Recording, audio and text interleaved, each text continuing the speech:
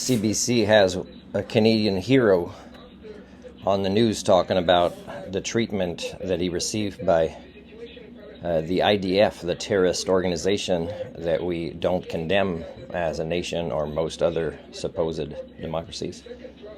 It's like a comment Christian Phelan made one time. It almost sounds like she believes that if a leader is democratically elected, they can't be seen as a criminal or a villain or a dictator or a bad guy, a criminal in any way. And it's kind of nonsense. It's a nonsense about democracy that people that are in other countries that don't say their democracies kind of make fun of, because it's ridiculous. It shows ridiculousness. So he was asked, but the Canadian government did denounce, what did you think of what Prime Minister Carney wrote?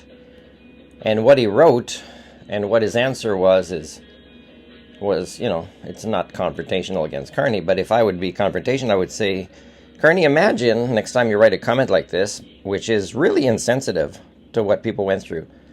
You might say you don't agree with how they were treated, but it's still, your statements are so inappropriate for what they went through that it's important, Carney, that you put yourself in that situation and you go through it and bring some of your loved ones with you, because you'll see your comment will be very different, right? It won't show the hypocrisy of Canadian culture so much if you go through it yourself.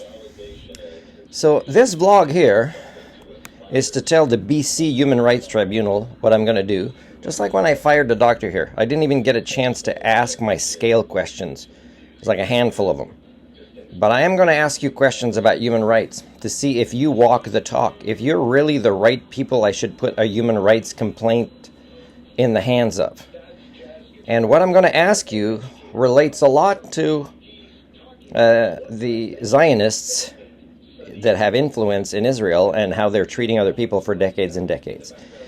And I'm going to see if you walk the talk a bit. For example, if you say, oh, we don't agree with that, then I'm going to say, did you ever put anything on your Facebook or whatever publicly that you denounce certain things and you disagree? If not, you might say, oh, I can't as a representative. Okay, so you're saying there are limits to your human rights support. Okay. Now, I'll say, show me the part where you represent the BC Human Rights Tribunal and it says to not do that. And then show me where you signed that you agree. Because some of the worst human rights violations in the world are happening there, and we have a voice about it. And if you don't believe you do, then how can you believe I do? Because you actually get employed in the industry of defending human rights. So I'm going to test you to see if you're qualified. And of course, you might be beloved among your peers, and you might never fear to get fired from the BC Human Rights Tribunal. But again, I'll be evaluating you as a self-actualized Homo sapien, using the definitions of sentience and sapiens, and measuring you for walking their talk.